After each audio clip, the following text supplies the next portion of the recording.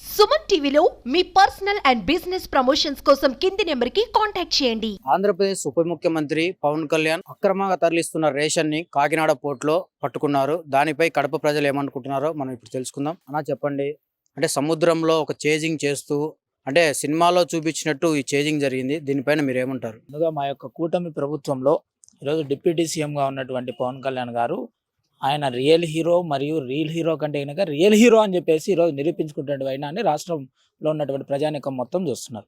ఇక్కడ ఇంకోటి ఆలోచించదగ్గాల్సినటువంటి విషయం ఏంటంటే అయినా గడిచినటువంటి ప్రభుత్వ హయాంలో ఏ మంత్రి అన్నా లేదంటే కనుక ఏ డిప్యూటీ సీఎం అన్నా ఈరోజు కడప జిల్లాకు సంబంధించి మాకు ఒక డిప్యూటీ సీఎం ఇక్కడ ఉన్నాడు. కనీసం ఎక్కడ అన్యాయం జరుగుతూ ఉంది, లేదంటే కనుక ఎక్కడ అక్రమ రవాణా జరుగుతూ ఉంది, ఎక్కడ ప్రజా రవాణాకు ఇబ్బంది కలుగుతూ ఉంది, వాటిపైన ఏదైనా స్పందించినటువంటి దాఖలాలు గడిచిన ప్రభుత్వంలో ఒక్కరంటే ఒక్కరు కూడా లేరు. ఈరోజు కూటమి ప్రభుత్వం అధికారంలోకి వచ్చినటువంటి తర్వాత ప్రజానికానికి ఏదైతే కనుక ప్రభుత్వం సరఫరా చేస్తున్నటువంటి బియ్యం కానీ నిత్యావసర సరుకులు కానీ ఏవైతే ఉన్నాయో నికరంగా ఆ యొక్క పేదవాని కడుపు నింపేందుకు సహాయపడాలి తప్పితే గనక వాటిని వ్యాపార వాణిజ్య రంగాలకు ఉపయోగించుకొని లాభాలు గడించే విధంగా చేయకూడదు అనేటువంటి ముఖ్య ఉద్దేశంతోనే మా యొక్క కూటమి ప్రభుత్వానికి సంబంధించినటువంటి నాయకులు ముందడుగు వేసిన. అందులో భాగంగానే పవన్ కళ్యాణ్ గారు గౌరవనీయులు ఉప ముఖ్యమంత్రి వర్యులు ఈరోజు అక్కడికి వెళ్ళి తనిఖీలు చేసి ఆ యొక్క షిప్ ఏదైతే ఉందో దాన్ని సీజ్ చేసేటువంటి సందర్భాన్ని కూడా చూసినాం. అయితే ఆయన గారు షిప్పును సీజ్ చేసినటువంటి ఆ సందర్భంలో కొంతమంది ప్రతిపక్షాలు ఏం చెప్తా ఉన్నాయంటే కనుక ఏమో చేసిన దాన్ని మళ్ళా చేస్తారని చెప్తా ఉన్నారు. ఆల్రెడీ అక్కడ కలెక్టర్ గారు ఏం చేశారంటే కనుక అక్కడ జరుగుతున్నటువంటి ఇదిని తీసుకొని ఆ రవాణాను ఆపడం కోసం ఆయన ఒక నోటీస్ ఇచ్చినారు. ఆ నోటీస్ అనేటువంటిది సరైనటువంటి సమయంలో ఇంప్లిమెంటేషన్ కాకపోవడం వల్ల పెద్ద స్థాయిలో ఉన్నటువంటి ఉప ముఖ్యమంత్రి గారు వస్తే కనుక అధికారులు చురకలు పెట్టే విధంగా పనిచేస్తారనేటువంటి ఉద్దేశంతో ఆయన గారు ప్లేస్కు వెళ్ళి అక్కడ జరుగుతున్నటువంటి అక్రమ రవాణాను ఆపి ఆయన సీజ్ చేయండి అని చెప్తే కనుక ఆ మాత్రం అవగాహన లేకుండా ఏదో మాట్లాడాలనేటువంటి ఉద్దేశంతో మాట్లాడడం కరెక్ట్ కాదని చెప్పి నేను తెలియజేస్తాను. అదేవిధంగా మీరు ఏమన్నా గడిచిన ప్రభుత్వంలో ఒక్కరుగా అంటే ఒక్కరన్నా ఈ విధంగా పనిచేసినట్టు ఏమైనా దాఖలాలు ఉన్నాయా చూపించగలరా అని చెప్పేసి గడిచిన ప్రభుత్వంలో ఉన్నటువంటి పెద్దలు మేము అడగదలుచుకున్నాం. మీరు చెప్పండి, అంటే ఈ చేజింగ్ చూస్తే చాలా ప్రాణాంతకం కూడా. ఎందుకంటే సముద్రంలో ఆ మాఫియా ఎలాంటిదో ఏందో కూడా మనకు తెలియదు. అంటే ఈయన ఒక విధంగా మనకు ప్రాణాలు తెగించే ఈ రిస్క్ చేశారనుకోవచ్చా? ఎస్, ఖచ్చితంగా. ఎందుకంటే అది ఒక పెద్ద మాఫియా, ఇంటర్నేషనల్ మాఫియా కూడా ఇందులో ఇన్వాల్వ్ అయిందనే ఒక సమాచారం కూడా వస్తుంది. తర్వాత ఆయన ప్రాణహాని కూడా ఉందని ఇంటెలిజెన్స్ వర్గాలు కూడా చెప్తున్నాయి. కానీ అలాంటి వాటికి భయపడేవాడు కాదు కదా పవన్ కళ్యాణ్. ఆయన కేవలం సినిమాల్లో హీరోని ఇన్ని రోజులు అనుకున్నారు. ఆయన రియల్ లైఫ్లో హీరోని ఎప్పుడూ తెలుసు అందరికీ. ఈరోజు ప్రభుత్వం అధికారంలోకి వచ్చిన వెంటనే ఇలాంటి రైళ్లు చేయడం స్టార్ట్ చేశాడు. ఆల్రెడీ గవర్నమెంట్ వచ్చి 5 నెలలు అవుతున్నా కూడా ఇంకా కొంచెం అధికారులు కానీ వాళ్ళు పాత ప్రభుత్వం మత్తులో ఉన్నారు. ఆల్రెడీ పవన్ కళ్యాణ్ గారు ఆ ప్రభుత్వాన్ని సీజ్ చేసేసారు ఎప్పుడో. ఇంకా అంతో ఇంత మిగిలితే దాన్ని శాలలో కప్పేసి దాన్ని కూడా సీజ్ చేస్తాం పూర్తిగా. సీజ్ పూర్తిగా అయ్యే రోజులు దగ్గరలో ఉన్నాయి. ఈలోప వాళ్ళు అలా ముందు ఉన్న అధికారులు వాళ్ళు అదే మత్తులో సాగుతా ఇంకా ఈయన కూడా 2 నెలల నుంచి అక్కడికి రానికుండా ఆపుతూ వచ్చారు. కానీ ఆయన సహనం కోల్పోయి నిన్న డైరెక్ట్గా ఆయనే వెళ్ళి డైరెక్ట్గా చూసి అక్కడ జరుగుతున్న అన్యాయాలని అక్రమాలను బయట తీసి వెంటనే అక్కడ సీజ్ చేయడం జరిగింది. అలాగే ఇంకా ప్రభుత్వంలో చాలా చోట్ల ఇలాంటి కార్యక్రమాలు జరుగుతూ ఉన్నాయి. అవన్నీ కూడా త్వరలోనే పవన్ కళ్యాణ్ గారే దగ్గరుండి ఎన్ని చేస్తారు. ఆయన రియల్ హీరో కాదు, రియల్ హీరో కూడా అని మనకు తెలుస్తున్నాయి. అదేవిధంగా జనాలందరూ కూడా ఏదైతే పవన్ కళ్యాణ్ గారిని నమ్మి ఈ కూటమి ఏర్పడిందో ఆ కూటమిని గెలిపించిన ప్రజలకు మంచి చేస్తాడు, మంచి జరగాలనే కోసం ఆయన ఉన్నాడు. పవన్ కళ్యాణ్ అంటే మంచి, పవన్ కళ్యాణ్ అంటే స్వార్థం లేని రాజకీయ నాయకుడు.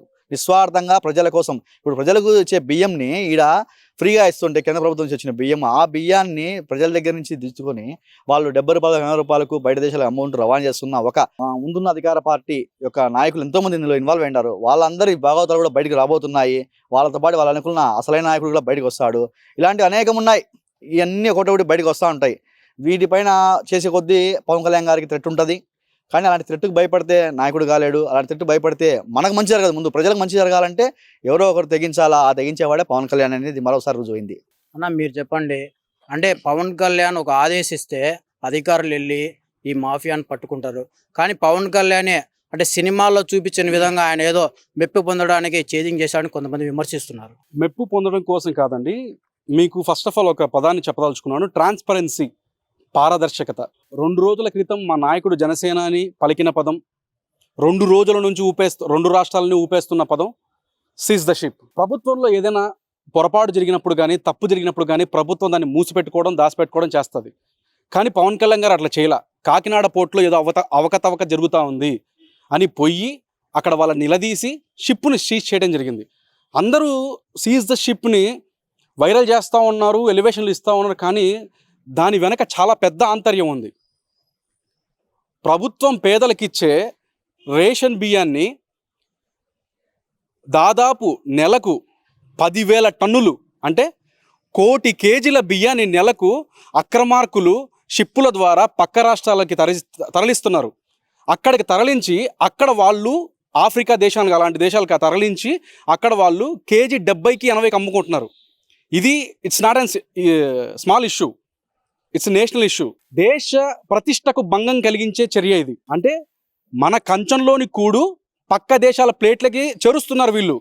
ఇంత పెద్ద స్కామ్ చేసిన వాళ్ళు, ఇంత పెద్ద ఎత్తున ఇన్ని వేల టన్నుల్లో అక్రమ రవాణా చేసిన వాళ్ళు రేపు పొద్దున ఆయుధాలు సరఫరా చేయరని ఏంటి, అలాగే ఆయుధాలతో పాటు డ్రగ్స్ రవాణా చేయరని ఏంటి అనేది మన పవన్ కళ్యాణ్ గారి ఆలోచన.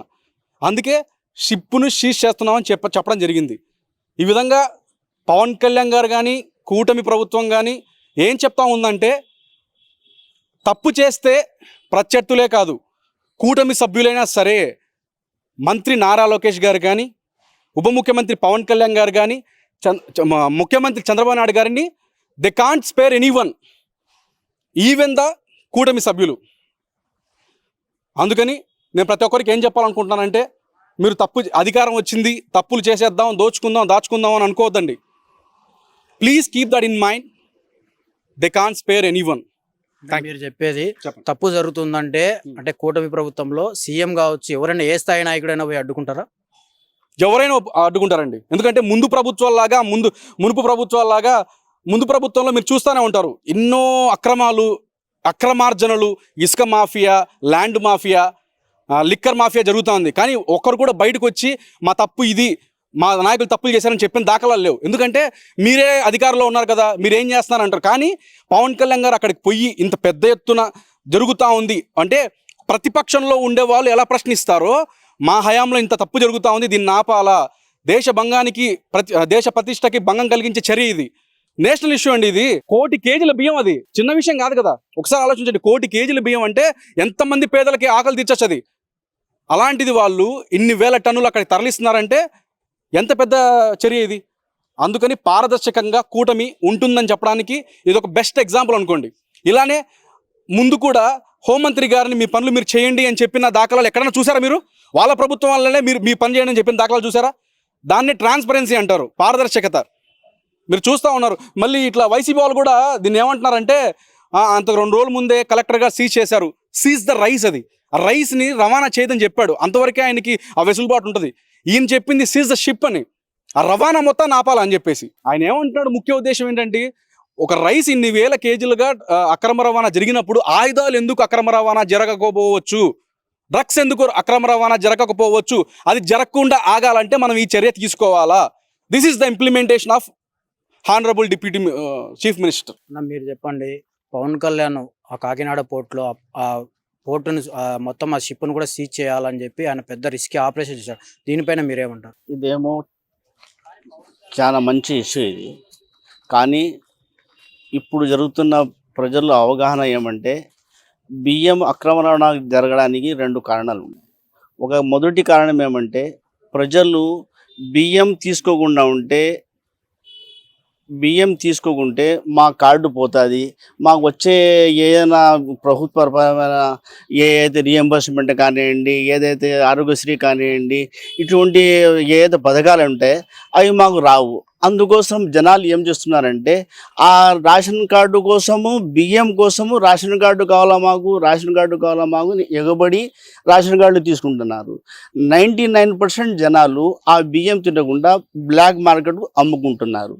ప్రభుత్వం ఏం చేయాలంటే, ఏదైతే రేషన్ కార్డు తీసుకుంటున్నారో జనాలు, అయ్యా మీరు బియ్యం వద్దు అంటే గ్రేడ్ 1 ఇస్తాం, బియ్యం కావాలంటే గ్రేడ్ 2 ఇస్తాం. ఏమైనా పథకాలు ఉన్నా కూడా ఆ పథకాలను రద్దు చేయకుండా పథకాలు శాశ్వతంగా ఉంటాయి. అంటే ప్రజలు చాలామంది బియ్యానికి వద్దు, మాకు బియ్యం వద్దు, మాకు వేరే పథకాలు చాలు అంటారు. ఒక పాయింట్. రెండో పాయింట్ ఏమంటే, ఏదైతే ఇప్పుడు పవన్ కళ్యాణ్ గారు చేశారో ఇటువంటి పనులు ఇంకా ముందు జరగాల. అందరికీ లాభాలు జరిగే పనులు మనం చేయాలా. అందరూ లాభాలు పనులు చేయాలంటే ఇటువంటి లీడర్స్ కావాలా. అందుకోసం నా ఒపీనియన్, నా ఐడియా ఏమంటే జనాల దగ్గర పోయి, అయ్యా మీకు ఫస్ట్ రేషన్ కార్డు మేము ఇస్తున్నాం, మీకు బియ్యం వద్దు అంటే గ్రేడ్ 1 ఇస్తాం, పథకాలన్నీ వర్తిస్తాయి. మీకు బియ్యం కార్డు బియ్యం కావాలంటే గ్రేడ్ 2 ఇస్తాం అంటే ప్రజల్లో అవగాహన వస్తుంది, బియ్యం వద్దు అంటారు. ఇటువంటి బ్లాక్ మార్కెటర్స్ ఇంతకుముందు కూడా జరిగిన పథకాలన్నీ మేము ఇస్తామంటే ప్రజలు కూడుకుంటారు. అంటే ఇది అన్నది ఒక ఇష్యూ అయితే, ఇప్పుడు పవన్ కళ్యాణ్ ఈ మాఫియా బయట పెట్టిన దానిపైన మీరేమంటారు?